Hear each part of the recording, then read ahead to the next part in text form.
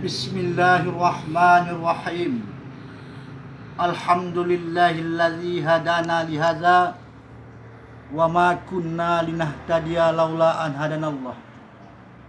Wassalatu wassalamu ala asyrafil anbiya'i wal mursalin wa ala alihi wa sahbihi ajma'in. Rabbi shrah li sadri wa yassir li amri wahlul 'uqdatam min lisani yafqahu qawli. Assalamualaikum warahmatullahi wabarakatuh.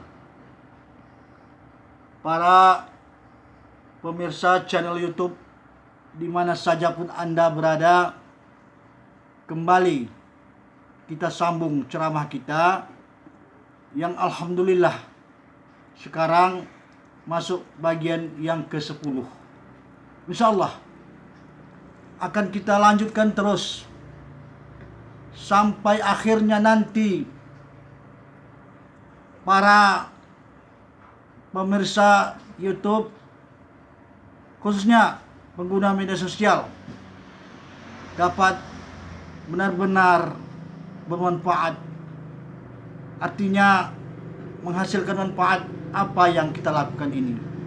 Saudara-saudari, kita masih membicarakan tentang kehidupan dunia menurut pandangan Islam secara normal. Ini perlu kita ungkapkan, saudara-saudari, karena di dalam menempuh kehidupan yang sementara ini terkadang terlalu banyak kita tergoda akan hal-hal yang sesungguhnya tidak bermanfaat bagi kehidupan itu sendiri. Artinya hanya untuk kepentingan dunia. Sementara untuk kepentingan akhirat kita abaikan. Seperti yang kita sampaikan pada ceramah yang lalu, masalah solidaritas sosial ini terkadang yang membuat kehidupan ini semakin runyam, saudara-saudari. Jelas-jelas di dalam Islam Allah berfirman di dalam Al-Quran yang kalau kita simak sangat banyak hal-hal yang menganjurkan kepada manusia, hamba-hambanya ini untuk berbuat baik kepada sesama manusia lainnya. Bahkan seperti yang kita ungkapkan pada bagian yang lalu, Rasulullah bersabda, "La yu'minu ahadukum hatta yuhibbu li akhihi kama yuhibbu li nafsihi." Tidaklah beriman seseorang kamu, kata Rasulullah, kecuali ia mengasihi saudaranya sebagaimana ia mengasihi dirinya sendiri. Ini terkadang, saudara-saudari, akibat salah kaprah.